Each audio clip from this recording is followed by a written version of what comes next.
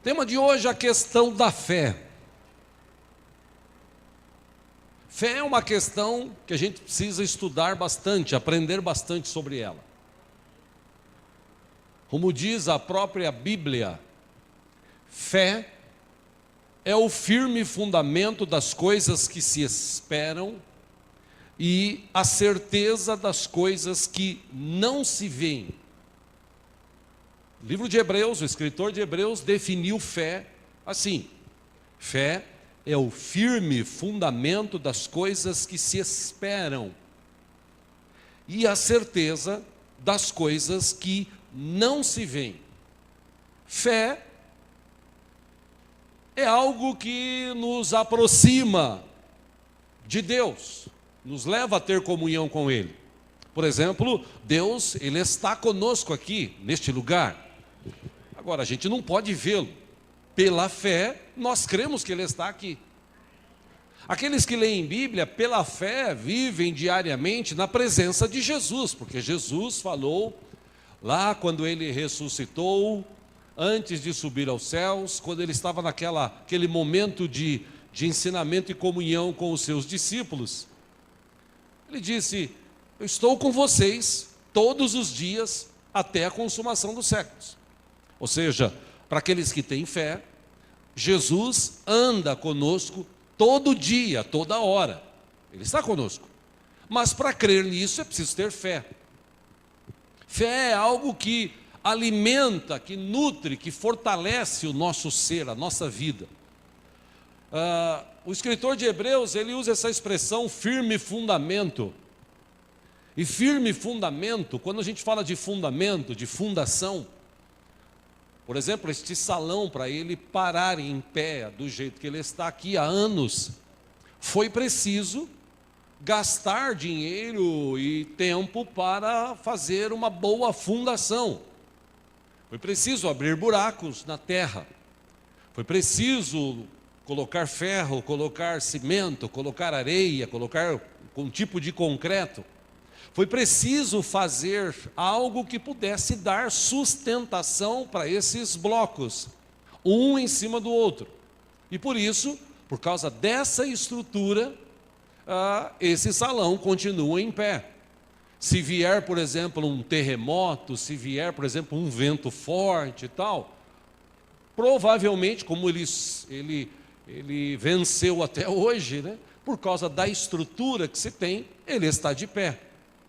O escritor de Hebreus, ele usa essa expressão fundamento, porque quem tem fé, ele tem que ter uma fé fundamentada, tem que ter um fundamento.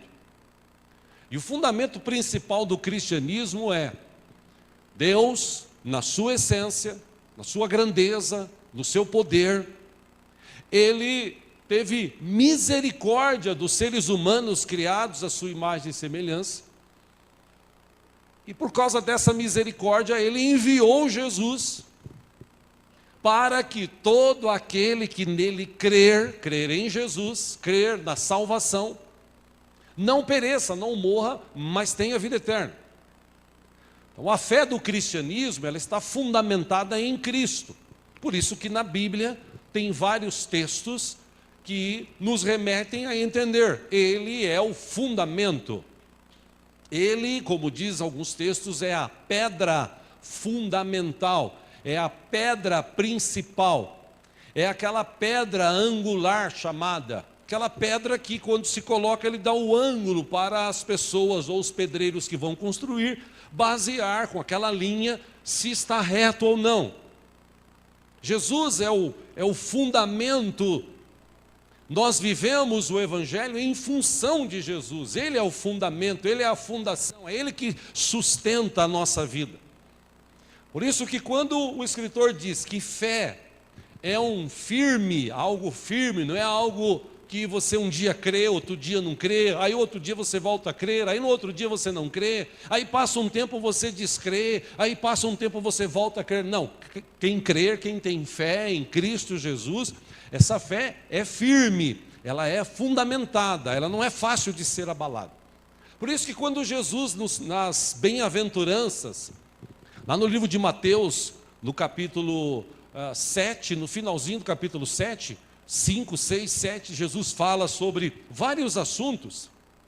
E no capítulo 7, para encerrar todos os ensinamentos que ele deu, ele cita, ele fala, olha, quem ouve estas minhas palavras e as pratica, ele dá um exemplo, é como aquele que construiu uma casa sobre a rocha, sobre um fundamento. Veio tempestades, veio ventos e a casa continuou em pé. Jesus comparou aqueles que têm uma fé fundamentada na rocha, que a Bíblia também nos ensina que essa rocha que é citada em alguns versículos é Jesus. Quem tem a vida fundamentada em Jesus, firme, pode vir o que for, pode vir a situação que vier, ele vai estar sempre firme, ele não vai cair, ele não vai desistir. Por outro lado, Jesus nesse mesmo texto diz, aqueles que ouvem a minha palavra, mas não praticam essa palavra, esses são iguais àqueles que construíram a casa na areia, sem fundamento nenhum. Basta vir uma tempestade, basta vir um vento forte, e essa casa vai cair. Depois de falar e ensinar sobre tudo o que ele ensinou relacionado à vida humana, Jesus encerra falando sobre isso. Por isso que o cristianismo ele veio para trazer algo de novo. Que a fé nossa não fosse fundamentada ou firmada em imagens. Que a nossa fé não fosse fundamentada, firmada em promessas vazias. A nossa fé, ela é fundamentada no Evangelho, em Jesus Cristo, que é a palavra de Deus. A Bíblia diz que Jesus é o verbo. Quando Deus disse haja luz, foi Jesus que deu esse start. Ele estava lá, diz o texto.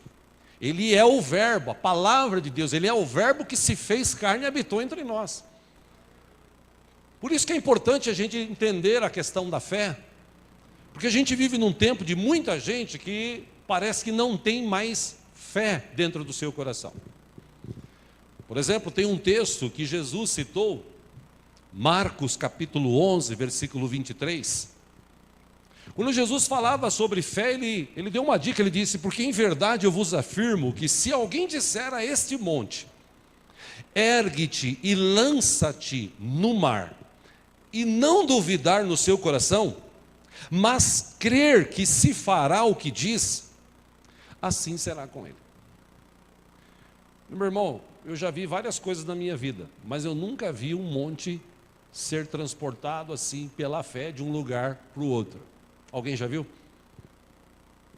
Se a nossa fé, se fôssemos medir, se precisasse de uma evidência para provar a nossa fé, ou mostrar que nós temos fé, desse naipe aí, de mandar um monte sair do lugar e ir para o outro, a maioria de nós estaríamos reprovados. Porque muita gente, hoje em dia, a fé dele, ela não tem fundamento. As pessoas que se convertem hoje, muitas delas, elas estão trocando de religião. Ele era da religião A, da religião B, da religião C, aí ele achou que a religião chamada cristianismo era boa, e então ele largou a que ele estava e foi para a religião chamada cristianismo. E como eu sempre digo aqui, Jesus não é religião, Jesus ele trouxe um estilo de vida, e nesse estilo de vida, ele trouxe esse ensinamento, inclusive sobre fé. Várias vezes no tratar com as pessoas, momentos de cura, momentos de libertação, ele usou essa expressão, vai, porque a tua fé te salvou. As pessoas elas tinham o desejo, a fé, de que se realizasse alguma coisa nas suas vidas. O problema é que a gente chegou num tempo em que as pessoas hoje, elas estão sem fé, ou com pouca fé. E por causa dessa pouca fé, ou de fé nenhuma, a gente vê esse marasmo no meio da igreja evangélica no Brasil e no mundo. Pessoas fracas, pessoas sem decisão, como estudamos semana passada aqui, pessoas sem atitude, ela não tem uma atitude, ela não faz algo de diferente, porque ela não tem fé, ela não crê, ela vai vivendo a vida. E nesse quesito de fé, eu estou querendo falar sobre esse assunto no final do ano, porque está chegando um ano novo, se Deus permitir, 2018 está por aí. E apesar de tudo que está planejado para 2018, eu ainda creio que Deus está conosco e Ele nos sustenta. Eu creio que Deus está conosco e Ele nos guarda. Eu creio que Deus está conosco e a sua presença nos leva a viver diferente do que o mundo vive. Viver, como a gente canta aqui, na contramão do mundo. Para isso acontecer, preciso ter fé. Por isso eu quero dar uma introdução neste assunto hoje. Gostaria de ler com os irmãos um texto clássico da Bíblia que fala muito sobre fé. Vamos ler juntos, você trouxe a sua Bíblia, o livro de Hebreus, capítulo 11. O escritor de Hebreus, no capítulo 11, ele descreve algumas coisas maravilhosas acerca de fé. Se houver alguém sem Bíblia do teu lado, se é que você pode repartir a leitura, por favor, faça isso. Hebreus capítulo 11, a partir do versículo 1. Amém? Achamos aí? O texto que começamos, ora, a fé é a certeza daquilo que esperamos e a prova das coisas que não vemos. Versículo 2: pois foi por meio dela, da fé, que os antigos receberam bom testemunho. Versículo 3: pela fé, entendemos que o universo foi formado pela palavra de Deus. E é interessante, pausa, que hoje eles querem provar que Deus não fez tudo isso, que tudo isso surgiu. Mas por mais que os cientistas tentem explicar que foi o átomo, que foi uma explosão, que foi uma junção e tal, ainda assim eles chegaram à conclusão que por trás de tudo isso tem que haver alguém que dá um start, que faz alguma coisa. Então o escritor de Hebreus, ele diz, pela fé, versículo 3, a gente entende que o universo foi formado pela palavra de Deus, de modo que aquilo que se vê não foi feito do que é visível. Aí ele começa a citar exemplos de irmãos. Ele disse, versículo 4, pela fé, Abel ofereceu a Deus um sacrifício superior ao de Caim. Pela fé ele foi reconhecido como justo, quando Deus aprovou as suas ofertas. Aí o escritor de Hebreus, ele cita, embora ele esteja morto, Abel esteja morto, por meio da fé, ainda fala, o testemunho dele ainda fala para a gente até hoje. Ele cita outra pessoa, capítulo 11, versículo 5, pela fé Enoque foi arrebatado, de modo que não experimentou a morte, e já não foi encontrado porque Deus o havia arrebatado. Pois antes de ser arrebatado, ele recebeu o testemunho de que tinha agradado a Deus. Versículo 6, sem fé, e entenda essa expressão fé, daqui a pouco a gente vai estudar mais, que também quer dizer fidelidade. Sem fé é impossível agradar a Deus. Por quê? Ora, porque quem dele se aproxima precisa crer que ele existe. Pausa, eu pergunto aqui, quem crê que Deus existe aqui nesta tarde aqui? Muito bem, começamos bem. Quem dele se aproxima precisa crer que ele existe e que recompensa aqueles que o buscam, ponto. Ele cita um outro exemplo, 7, pela fé, Noé, quando foi avisado a respeito de coisas que ainda não se viam, movido por santo temor, construiu uma arca para salvar sua família. Por meio da fé, ele condenou o mundo e tornou-se herdeiro da justiça que é segundo a fé.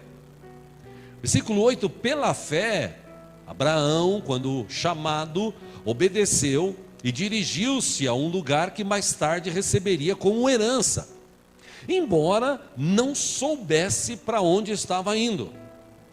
Versículo 9, pela fé, Abraão peregrinou na terra prometida como se estivesse em terra estranha. Viveu em tendas, bem como Isaque e Jacó, co-herdeiros da mesma promessa. Versículo 10, e por que eles andavam assim? Porque ele esperava a cidade que tem alicerces, fundamento, cujo arquiteto e edificador é Deus. Versículo 11, pela fé Abraão e também a própria Sara, apesar de estéril e avançada em idade, ela recebeu poder para gerar um filho. E por que considerou fiel aquele que lhe havia feito a promessa? Assim, 12, daquele homem, já sem vitalidade, originaram-se descendentes tão numerosos como as estrelas do céu e tão incontáveis como a areia da praia do mar. Versículo 13, todos estes viveram pela fé e morreram sem receber o que tinha sido prometido. Viram-no de longe e de longe o saudaram, reconhecendo que eram estrangeiros e peregrinos na terra. Versículo 14, os que assim falam mostram que estão buscando uma pátria. Versículo 15, se estivessem pensando naquela de onde saíram, teriam oportunidade de voltar. 16, em vez disso, eles esperavam uma pátria melhor, isto é, a pátria celestial. Pausa, por que o escritor disse isso? Eles saíram de um lugar, Abraão saiu de um lugar, Deus disse, sai desta terra, sai da tua parentela e vai para um lugar que eu vou dar para você, eu vou fazer você pai de uma grande multidão, você vai ser um homem muito abençoado se você crer na minha palavra. A Bíblia diz que Abraão creu. E aqui ele está dizendo, o escritor, eles tinham a opção de voltar para aquilo, mas ele não queria, porque ele estava aguardando a pátria celestial. É igual nós hoje.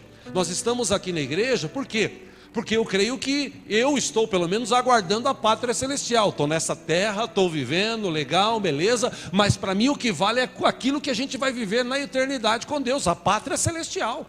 Agora não tem mais como eu largar isso e voltar para aquela terra onde eu estava. Não tem mais como eu desistir da fé, porque a minha fé está fundamentada em Cristo Jesus. É isso que ele está querendo dizer. Volte para o texto. Versículo 16, repetindo, e em vez disso eles esperavam uma pátria melhor, isto é, a pátria celestial.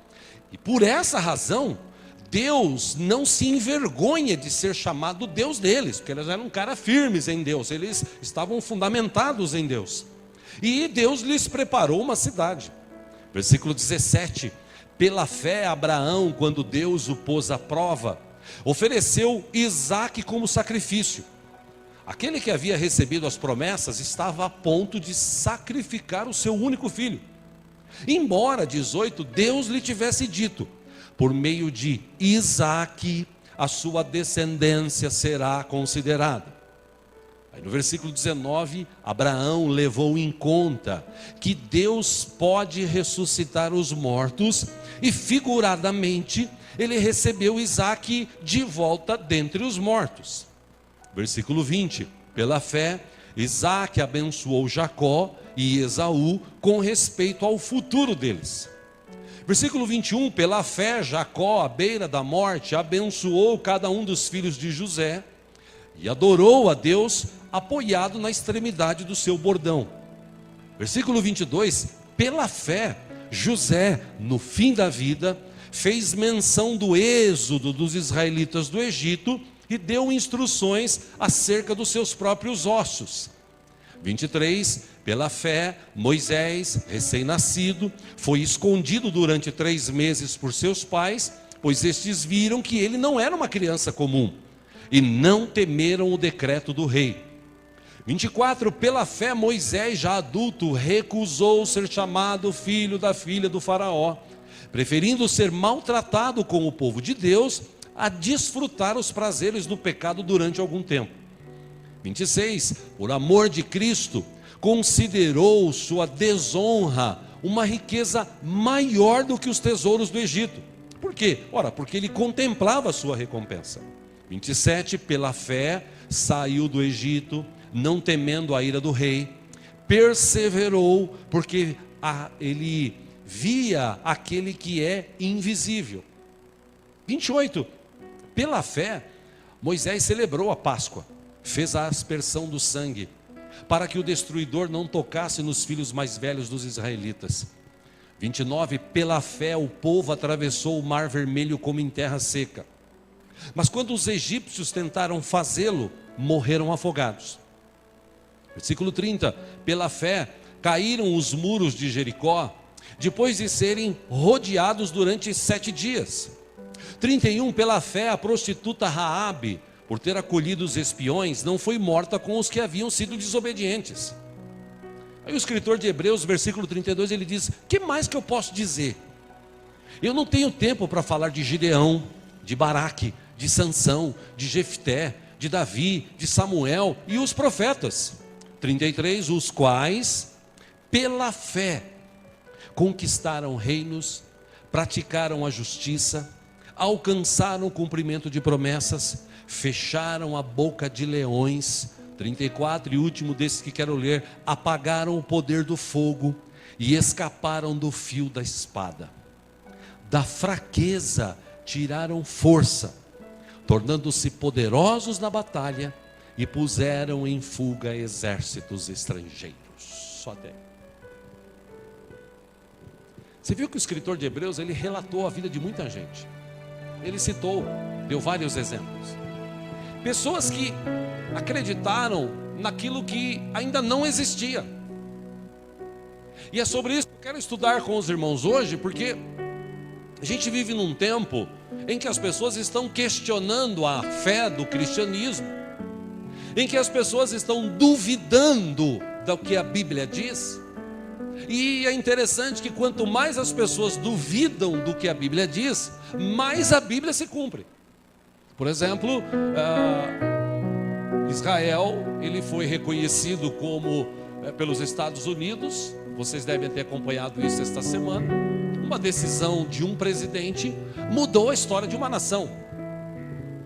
Só que é interessante que se você buscar na Bíblia, você vai ver que Deus, através de Miqueias e de outros profetas, disse que um dia o reinado, a capital, a direção de Israel, ou do Estado de Israel, seria realmente Jerusalém.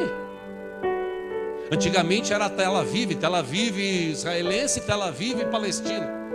Hoje foi reconhecido pelos Estados Unidos e alguns outros poucos países do mundo que realmente a capital de Israel é Jerusalém. E isso é bíblico, era uma profecia que se cumpriu. Pela fé, os israelenses, os hebreus, que hoje são israelenses, os judeus, eles acreditavam que Deus um dia ia cumprir isso, e Deus cumpriu, porque quando Deus fala, Deus cumpre. Mas para isso acontecer, haveria necessidade de alguém ter fé.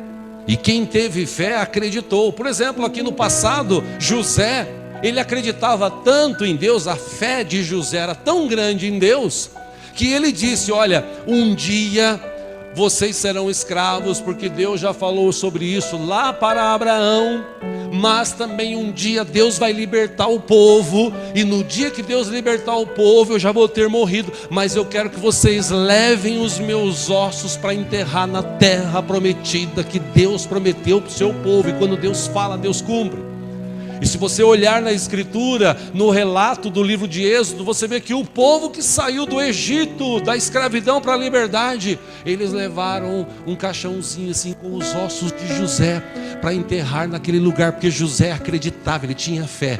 Deus falou que vai libertar a gente daqui, que vai dar uma terra boa para a gente. Eu quero estar lá, nem que seja só os meus ossos, mas eu vou estar lá. Fé. Acreditou em algo que parece inacreditável. Como eu fiz de manhã, dentro de todos esses exemplos aqui que foram citados, um deles eu pensei para a gente estudar um pouco mais.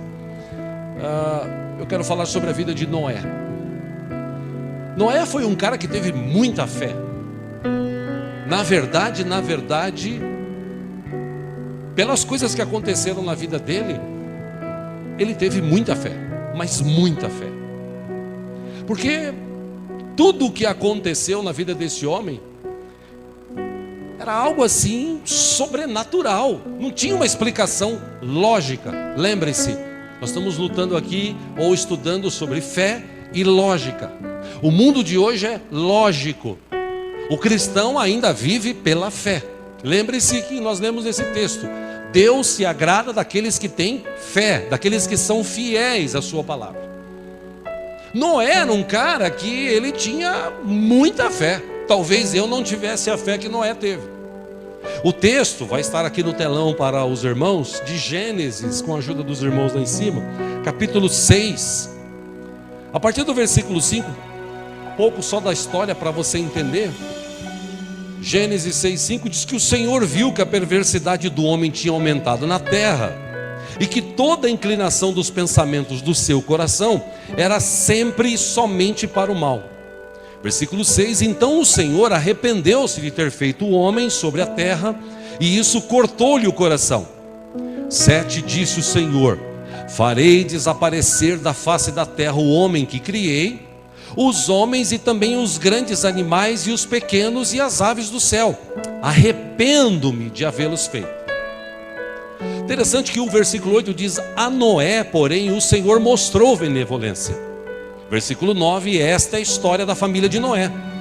Noé era um homem justo, íntegro entre o povo de sua época. Ele andava com Deus. Versículo 10: Noé gerou 3 filhos, Sem, Cã e Jafé. E o texto relata, versículo 11: ora, a terra estava corrompida aos olhos de Deus e cheia de violência.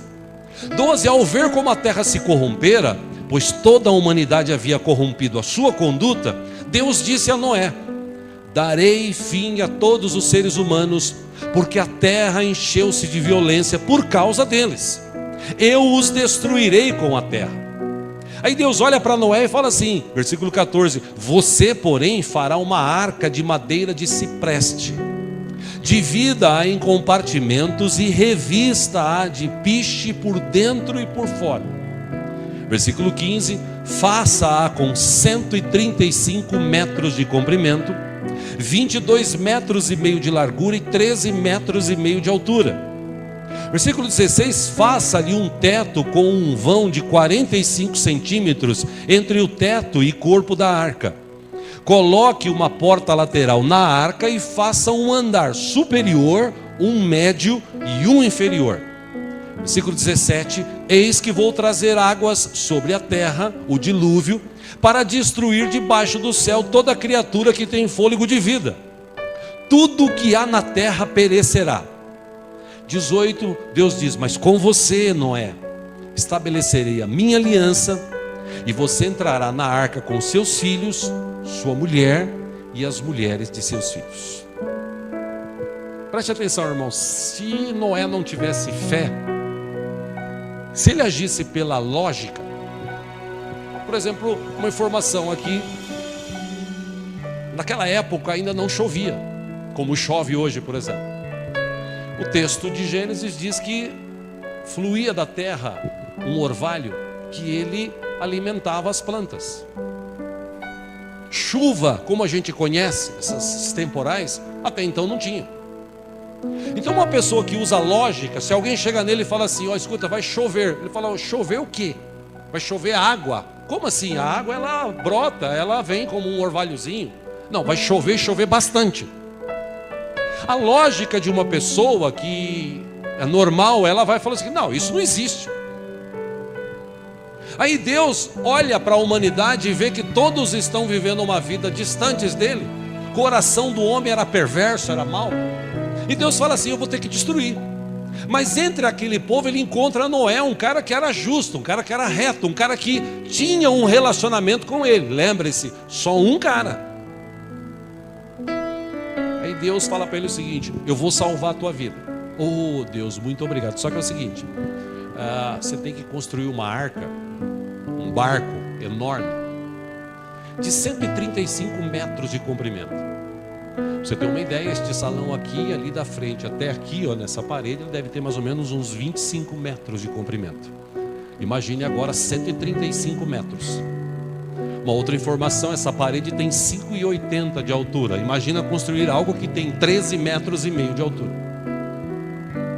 Ele poderia logicamente questionar Deus, falar assim: Deus, é o seguinte, onde eu vou arrumar madeira para fazer isso? Onde eu vou arrumar piche para passar por dentro e por fora desse negócio enorme? Senhor, outra coisa, eu não tenho dinheiro, não tenho condição para comprar tudo isso. Como é que eu vou fazer para comprar? Essa é a lógica. interessante que Noé, ele poderia ter usado a lógica e questionado Deus em tudo isso. Preste atenção, meu irmão, ele poderia ter chegado em Deus e falado o seguinte: olha Deus, está todo mundo vivendo a vida, casando, dando-se em casamento, está todo mundo aqui, ó, comendo, bebendo, se divertindo, curtindo, falando palavrão, jogando, fazendo o diabo aí.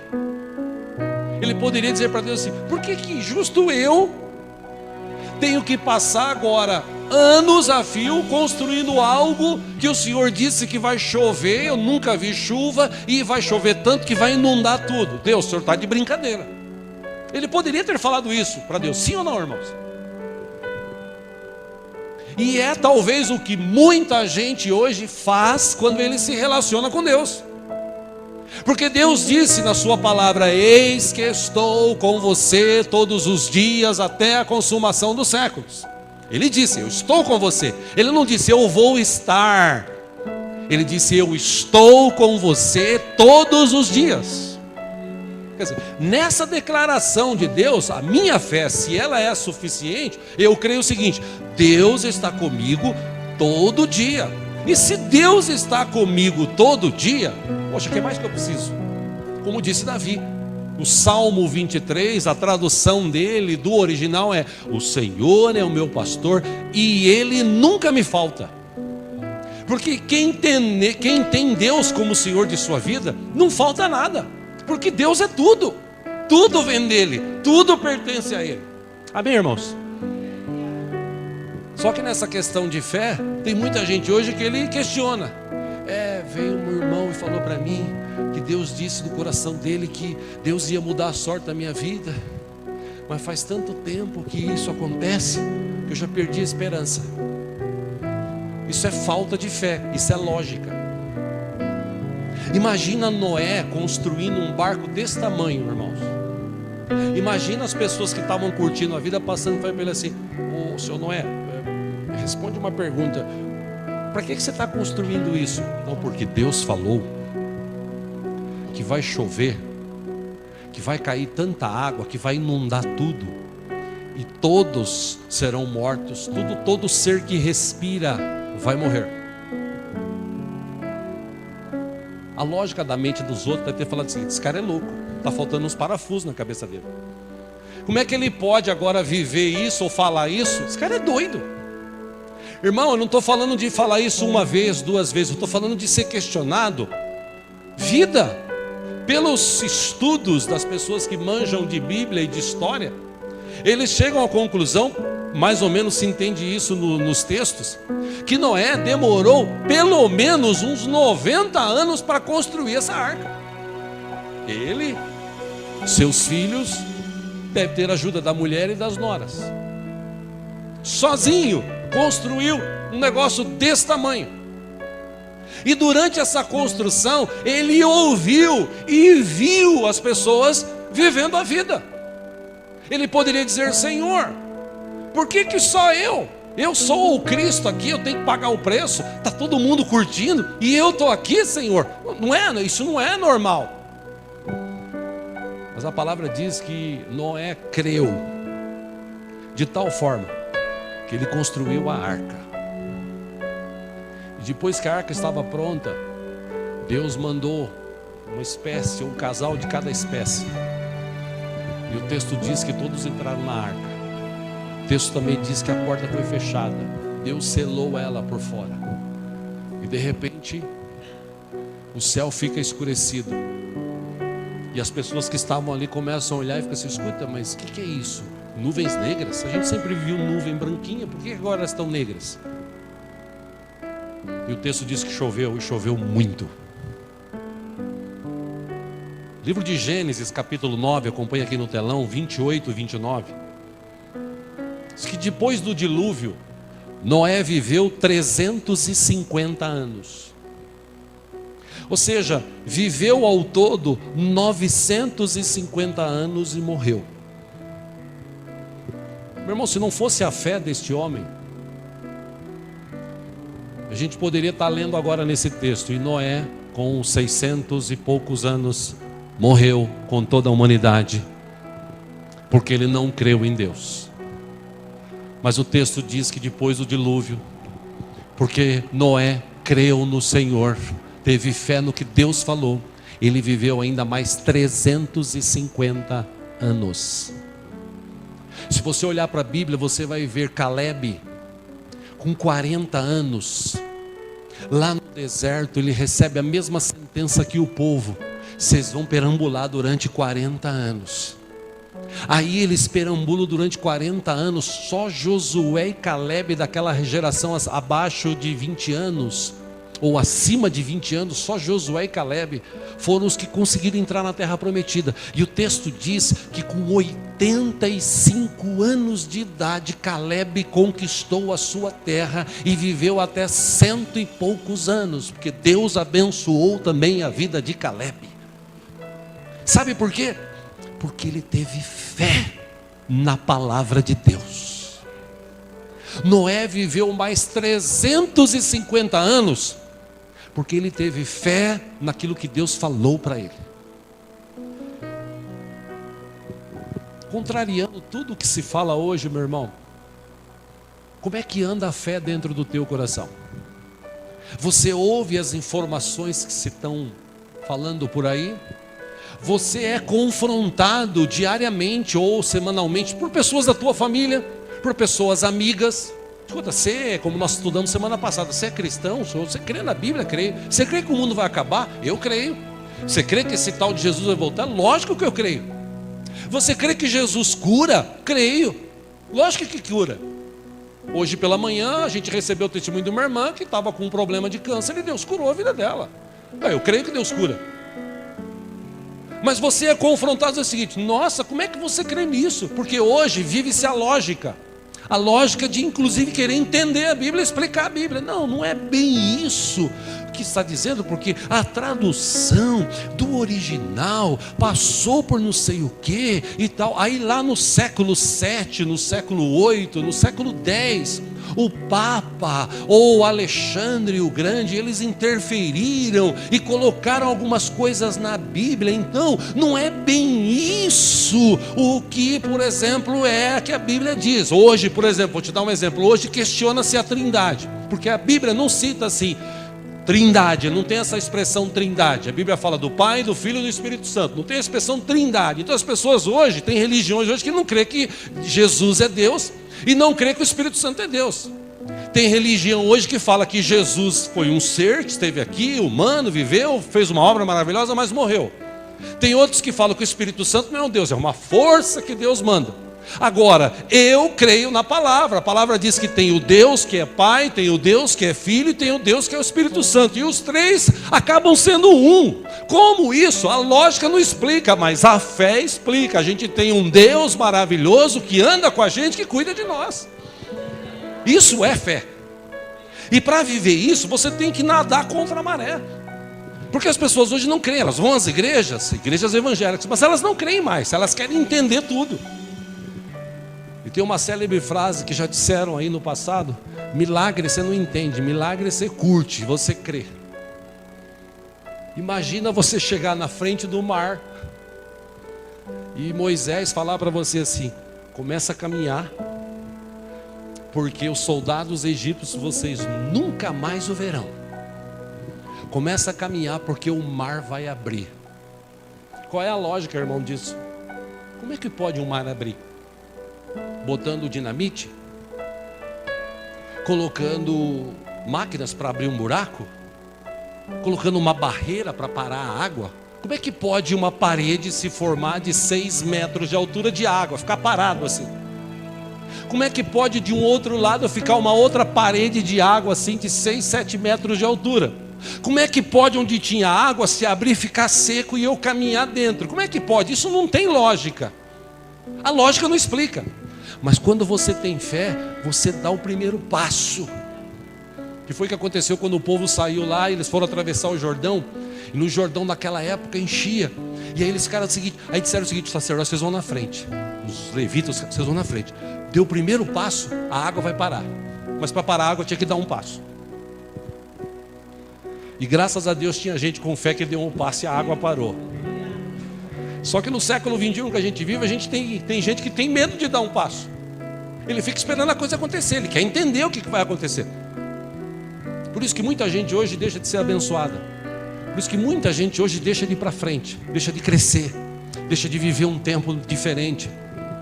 Por quê? Porque ele está mais voltado, olhando para o que os outros estão falando. Aí ele olha para Deus e fala assim: Senhor, poxa, é difícil, né? Viver na igreja, lendo Bíblia, viver, ó Deus, é difícil, Pai. Está todo mundo curtindo, comendo, bebendo, se desfazendo, fazendo o que quer. Por que eu tenho que ser o Cristo? Hoje tem gente questionando Deus assim. Mas pela fé, quando a gente está aqui reunido, a gente entende que num futuro Jesus vai voltar para buscar a sua igreja. E Ele vai reunir a gente lá no céu. E lá a gente vai ter uma morada eterna, que não vai ter mais sofrimento, não vai ter mais choro, não vai ter mais sono, não vai ter mais cansaço, não vai ter mais doença, não vai ter mais briga. Haverá um tempo de paz, a eternidade na presença de um Deus vivo. É a vida que Deus tem para nós. Para Noé foi 350 anos. Para nós é a eternidade. Vou falar de novo. Para Noé foi 350 anos. Para nós é a eternidade. Por isso que vale a pena você se submeter. Construir a sua arca diariamente. Como construir a arca? Ler Bíblia. Pô, mas está todo mundo assistindo o jogo. Eu vou ler Bíblia. Eu vou orar. Escuta, mas está todo mundo fazendo festa e tal. Eu vou orar. Porque tem tempo para tudo, segundo a Bíblia diz, né? Porque está todo mundo curtindo. Não, eu vou curtir a presença de Deus. Eu vou ter atitude. Meu irmão, eu entendo que isso é fé. Fé é o firme fundamento das coisas que você não vê, mas você espera. Como eu disse há pouco, Jesus não está aqui. Mas Jesus não está aqui em presença corpórea. Eu não posso vê-lo. Vou melhorar. Eu não posso ver Jesus, mas eu sei que Ele está aqui. Eu creio que Ele está aqui. Por isso que o salmista, no Salmo 125, versículo 1, escreveu: os que confiam no Senhor serão como os montes de Sião, ou como o monte de Sião, que não se abala, mas permanece para sempre. E eu quero estudar um pouquinho aqui rapidamente sobre essa questão de fé, meu irmão, porque você tem fé no teu coração.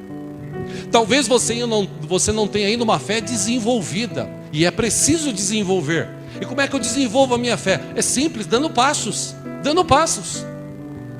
Às vezes você dá passo no escuro, você não sabe o que você vai fazer, mas você dá um passo. Por quê? Porque Deus está do teu lado, Ele está te falando: vai, caminha, que eu estou com você. Mas nós temos fé no nosso coração. Meu irmão, você exercita a sua fé todo dia. Quando você vai dormir, antes de dormir, você fala assim: Senhor, dá uma noite de sono maravilhosa. Para aqueles que têm esse hábito, né? Senhor, dá uma noite de sono maravilhosa. E amanhã, Senhor, lá no meu trabalho, abençoa o patrão. Quem sabe ele pode me dar um aumento. Quem sabe amanhã eu fecho um grande negócio. Quem sabe amanhã eu... Meu irmão, isso é fé. Você não sabe nem se vai estar vivo amanhã. Só que pela fé você está dizendo: amanhã quando eu acordar, você liga para uma pessoa e fala assim: escuta, vamos almoçar amanhã juntos? Opa, vamos, aonde? Tal lugar, que hora? Meio-dia, beleza, a gente se encontra lá. Como é que você sabe? Você vai viver até amanhã. Mas pela fé você marca encontro. Pela fé você dorme com a certeza que talvez no outro dia você vai acordar. Porque na tua cabeça lógica fala assim: não, ainda não é tempo de eu morrer. Mas a gente não sabe o dia de amanhã. E pela fé a gente marca compromisso, a gente faz coisas para amanhã. Alguns de nós aqui hoje, porventura, já está pensando o seguinte: amanhã tem que pagar um monte de conta. Quem tem conta para pagar amanhã aí? Tem gente que já está aqui assim: ai meu Deus, como é que eu vou fazer para pagar amanhã? Você não sabe nem se você vai estar vivo amanhã. Já está sofrendo. Fé é uma palavra que, traduzida, definição de fé é confiança, crença, credibilidade. Fé, trazendo do grego para o português, fé, a expressão pistia, grega, e fides no latim, remete essa palavra fé para atitude de fidelidade. Fé está relacionado com fidelidade. Noé teve fé em Deus, e por causa desta fé ele foi fiel a Deus e foi até o fim, cumprindo o que Deus tinha falado para ele fazer. Jesus veio, deu a sua vida na cruz por nós, e pela fé a gente crê no sacrifício. Aí ele disse: se vocês ouvirem as minhas palavras e praticarem as minhas palavras, a vida de vocês vai ser estabelecida numa rocha. Pode vir o que vier e você vai permanecer firme. Agora, se vocês não ouvirem ou ouvirem as minhas palavras e não praticarem, a vida de vocês vai ser assim, vai vir um vento e você vai cair. E por que você vê hoje muita gente hoje? Porque no Brasil, por exemplo, tem 20 milhões de desviados. Além de 20 milhões de desviados, deve ter uns 30 milhões aí de gente que não tem fé nenhuma no coração. Por quê? É simples, porque ele não teve um encontro com Jesus. Ele não é fiel, ele não tem essa atitude de fidelidade. Deus falou, Deus vai cumprir. Jesus falou que estaria comigo todo dia. Então eu creio, Jesus está comigo todo dia. Jesus falou, Deus falou que Ele ia cuidar da minha vida, Ele ia cuidar dos meus. Então eu vou crer que Deus está comigo e cuida da minha vida e cuida dos meus. Jesus falou que Ele vai voltar um dia para buscar a sua igreja. Eu tenho que permanecer firme, então eu vou ficar firme. Amém, irmãos? Isso é fé. E o interessante é que o contrário de fé chama-se apostasia. E apostasia significa o abandono e a negação da fé. Apostasia quer dizer que tudo aquilo que você acreditou, você um belo dia fala: não é bem assim, e desiste. É como se Noé, ele começasse a construir a arca, e na metade ele olhasse e falasse assim: já passou 50 anos, não aconteceu nada, não choveu, não fez nada, eu vou parar de construir isso aí e vou viver minha vida. Se Noé tivesse feito isso, ele estaria apostatando de sua fé. E na época em que Paulo escreveu para Timóteo, ele disse, segundo a Timóteo capítulo 2, versículo 17 e 18, tinha dois caras dentro da igreja daquela época em que Timóteo era pastor, que o ensino deles alastrava-se como câncer, e entre esses caras tinha Himeneu e Fileto.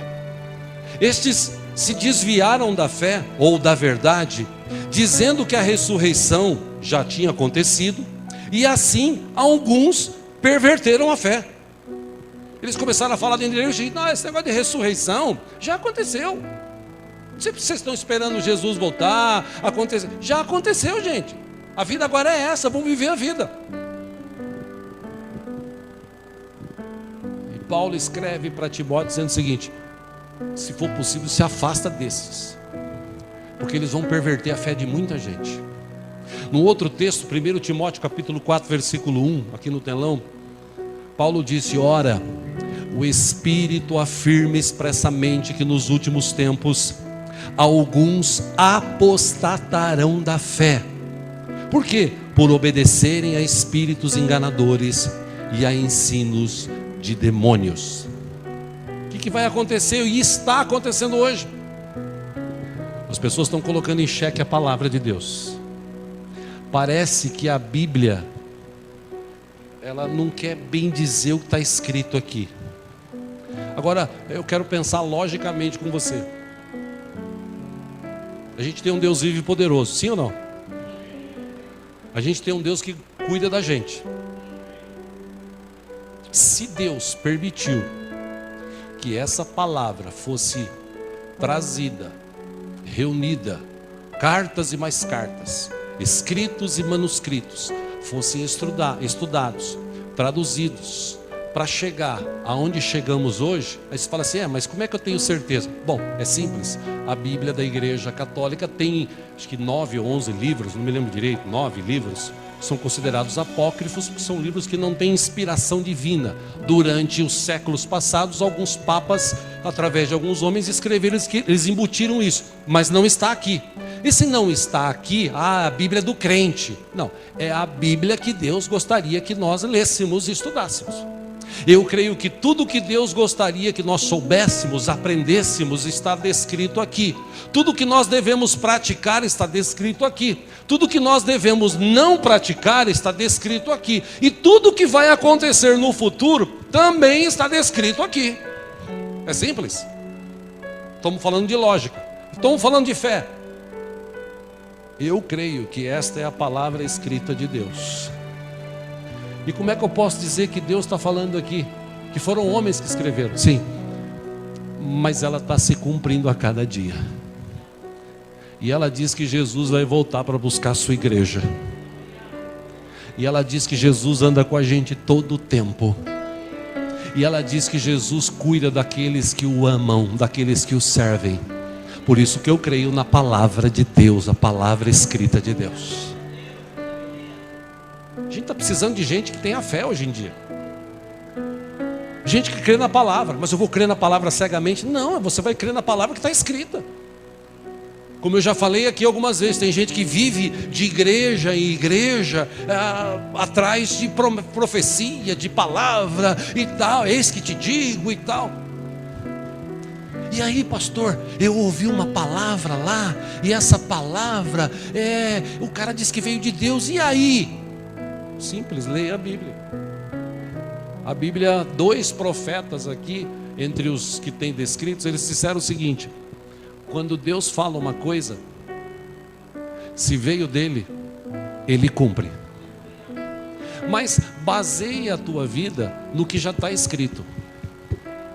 Pode ser até que tenha profetas hoje que falem o seguinte: olha, Deus está me mostrando que Ele vai mudar a história da tua vida e tal. Beleza, mas eu ainda continuo crendo na palavra, porque a palavra diz que se eu entregar a minha vida para Jesus, Ele muda a história da minha vida. Amém, queridos? Bom, para encerrar aqui, eu quero voltar para o texto de Hebreus. Hebreus capítulo 11, versículo 34. Para aqueles que nós leram, só um pedacinho. Diz o seguinte: da fraqueza tiraram força. Como assim da fraqueza tirar força? Esse pedaço de texto me levou a pensar: pô, ele está falando de fé. E como é que pode, através da fé,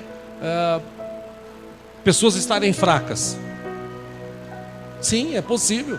Pessoas que têm fé em Deus, de repente passar por um momento difícil. Ele está fraco, ele está fragilizado. Todavia, a fé que ele tem dentro dele é tão grande, que dessa fraqueza ele tira força para orar, para confiar em Deus, para crer nas promessas de Deus que estão descritas aqui na palavra, para saber e entender que tem um Deus vivo e poderoso que controla todo o universo. E esse Deus que controla todo o universo, se nós nos submetermos a Ele, a sua vontade, Ele vai fazer coisas que, como o próprio texto de Efésios 3:20 diz, aquele que é capaz de fazer infinitamente mais, além daquilo que pedimos ou pensamos. Irmão, como é que eu posso esperar algo de Deus se eu não peço, se eu não penso? Como é que eu posso? É o que muita gente vive. Eu vou para a igreja, eu falo que eu confio em Deus, eu falo que Deus está comigo, mas tipo, Ele lá e eu cá, porque eu não creio mais. A lógica me mostra que para mim não tem mais jeito. Eu estou doente, então Deus nunca vai me curar. Eu estou aflito, amargurado, Deus nunca vai tirar essa aflição, essa amargura do meu coração. Eu estou desesperado, eu estou sem dinheiro, eu estou sem trabalho, então isso nunca vai mudar. Espera um pouquinho. Nunca, essa palavra nunca, impossível, não existe no vocabulário de Deus. Para Deus, segundo o livro de Lucas, não existe impossíveis. O problema é que Deus precisa encontrar gente que tenha fé. É interessante que num dos seus grandes milagres que Jesus fez, Jesus encontra um senhor e o filho dele ficava endemoniado, ele se jogava no fogo e tal. Aí Jesus fala para ele assim: se você crê, teu filho pode ser curado. E eu acho tão maravilhosa a atitude desse homem, que ele é tão sincero, que ele chega em Jesus e fala assim: ó, eu creio, mas aumenta a minha fé. Tipo assim, eu creio, mas não creio muito não. Creio só um pouquinho. E Jesus entende a atitude desse homem e diz: tá bom, vai, a tua fé te salvou. teu filho vai ser liberto, curado. Meu irmão, nem que seja uma fagulha de fé, tem que haver dentro do nosso coração, para a gente continuar crendo, construindo a arca todo dia, construindo a arca todo dia. Gente falando que não vai ter jeito, gente falando que você é doido, gente falando que você está perdendo seu tempo, mas você está construindo a arca, e Deus está te dando sustento, e Deus está te guardando, e Deus está te livrando, e Deus está abrindo porta. E você continua, e você continua, e você continua. E vem o vento forte, mas você continua. E vem a dificuldade, mas você continua. Por quê? Porque Deus está contigo, Ele anda contigo. Amém, irmãos? Fé é isso. A Bíblia fala que a gente precisa ter fé para desenvolver a nossa salvação. A gente precisa ter muita fé nos dias de hoje, até para ser cristão. Porque a cada dia que passa a gente é questionado. Mas uma coisa é certa, eu te garanto isso. Se você tiver um pouquinho de fé só no teu coração e continuar crendo, você vai ver o que Deus ainda vai fazer na tua vida, em nome do Senhor Jesus. Amém? A verdadeira questão não é se a gente tem ou não tem fé. A questão é em quem nós depositamos a nossa fé. Mas isso fica para o domingo que vem. Vamos ficar em pé, vamos orar juntos, em nome de Jesus.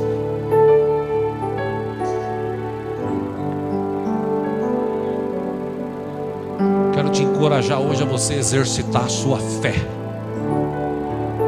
Quem tem fé aqui que vai estar vivo amanhã? Todo mundo, né? Ninguém quer morrer hoje, né? Muito bem.